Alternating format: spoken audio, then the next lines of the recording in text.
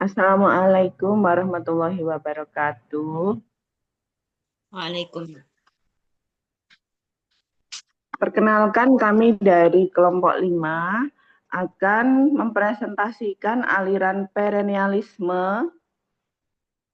Kelompok 5 terdiri dari saya, Irda Firdausi Laili, lalu Yulia Safitri, lalu Fauza, lalu Siti Solihatin, dan Ayur. Aliran perennialisme berarti segala sesuatu yang ada sepanjang sejarah, melihat tradisi perkembangan intelektual yang ada pada zaman kuno dan abad pertengahan, yang telah terbukti dapat memberikan solusi bagi berbagai problem kehidupan masyarakat dan perlu digunakan dan diterapkan dalam pendidikan. Perennialisme lahir sebagai reaksi terhadap pendidikan progresif dan menentang pandangan yang terhadap sesuatu yang baru. Jalan yang ditempuh oleh kaum perennialisme adalah jalan yang itu kembali nilai-nilai serta prinsip umum yang sudah menjadi pandangan hidup yang kuat, yang kokoh pada zaman kuno dan abad pertengahan. Menurut kaum perennialisme, pendidikan harus lebih banyak berfokus pada kebudayaan ideal yang teruji serta tangguh. Perennialisme memandang pendidikan sebagai jalan pulang atau suatu proses untuk mengembalikan manusia ke dalam kebudayaan yang ideal. Berikutnya, rekan kami, Ibu Fauza.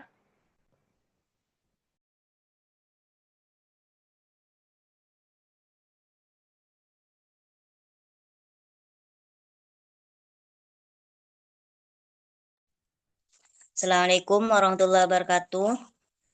Saya akan mempresentasikan selanjutnya yakni tokoh-tokoh utama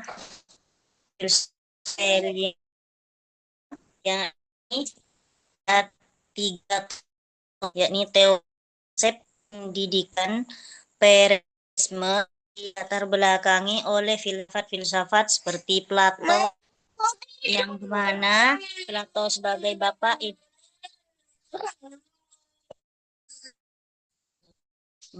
idealisme, filsafat Aristoteles sebagai bapak realisme klasik, dan filsafat Thomas Aquinas yang mencoba melakukan perpaduan antara filsafat Aristoteles dengan ajaran gereja Katolik.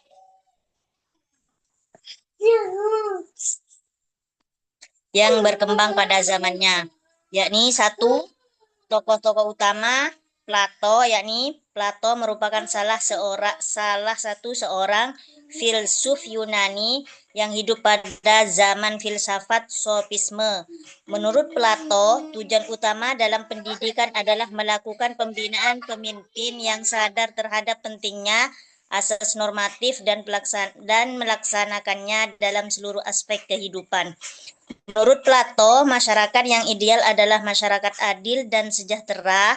Manusia yang paling baik adalah manusia yang hidup atas dasar prinsip ide mutlak, yaitu satu prinsip mutlak yang dijadikan sumber realitas semesta serta hakikat kebenaran abadi yang bersifat transendental untuk membimbing manusia agar menemukan kriteria moral, politik, dan sosial.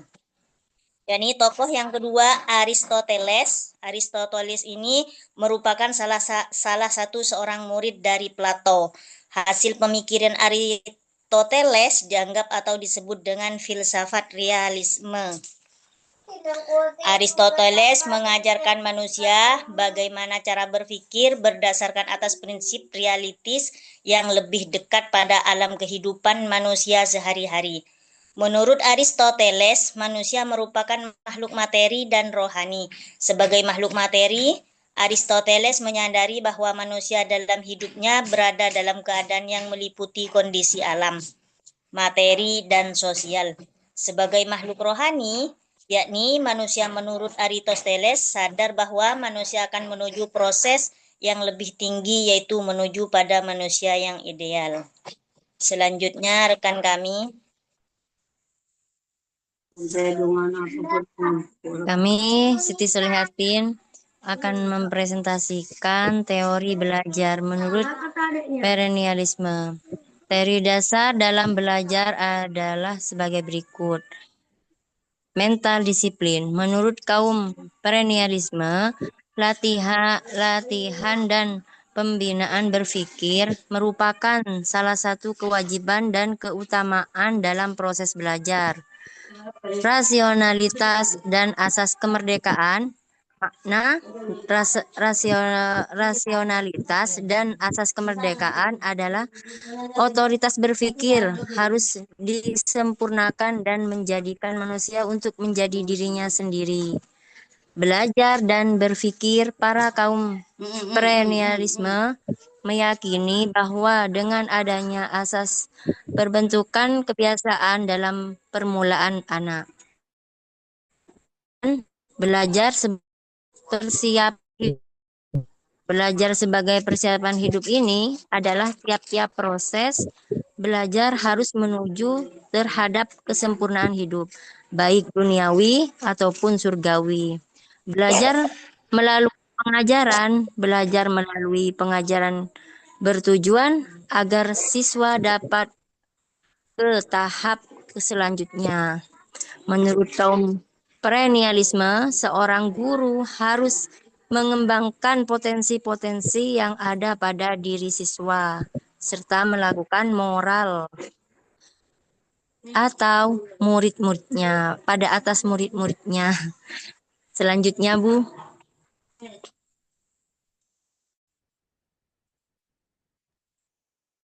Pendidikan dan peserta didik perennialisme. Menurut kaum perennialisme, peserta didik adalah makhluk rasional karena itu pendidikan mempunyai posisi yang penting dalam kegiatan pembelajaran di kelas dan pembimbingan jalannya pembelajaran atau diskusi yang mempermudahkan para peserta didik. Peserta didik juga dianggap bahwa mereka sudah memiliki potensi dari lahir yang harus diarahkan sehingga peserta didik dapat menyimpulkan kebenaran-kebenaran secara tepat. Berikutnya,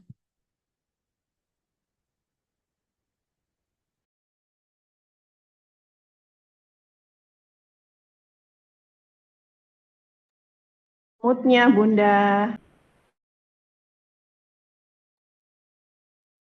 Pandangan perennialisme mengenai kurikulum. Kurikulum yang digunakan dalam pendidikan perennialisme adalah kurikulum yang berorientasi terhadap mata pelajaran. Perennialisme juga membedakan kurikulum berdasarkan dengan tingkatan pendidikan, yaitu 1. Pendidikan dasar, yang bertujuan sebagai persiapan kehidupan di tengah masyarakat. Kurikulum ini difokuskan pada hal-hal seperti membaca, menulis, dan berhitung. Yang kedua, pendidikan menengah. Kurikulum menengah fokus pada latihan-latihan berpikir seperti bahasa asing, logika, retorika, dan lain sebagainya. Yang ketiga, pendidikan tinggi atau universitas. Pendidikan tinggi merupakan lanjutan dari pendidikan menengah yang memiliki prinsip mengarahkan yang bertujuan untuk mencapai tujuan kebajikan intelektual, the intellectual love of God. Yang keempat, pendidikan orang dewasa. Menurut kaum perennialisme, pendidikan orang dewasa adalah untuk mengembangkan sikap bijaksana, agar orang dewasa mampu memerankan perannya sebagai pendidik bagi anak-anak. Demikian presentasi dari kami kelompok 5. Apabila ada kekurangan dan kesalahan kami mohon maaf. Wassalamualaikum warahmatullahi wabarakatuh.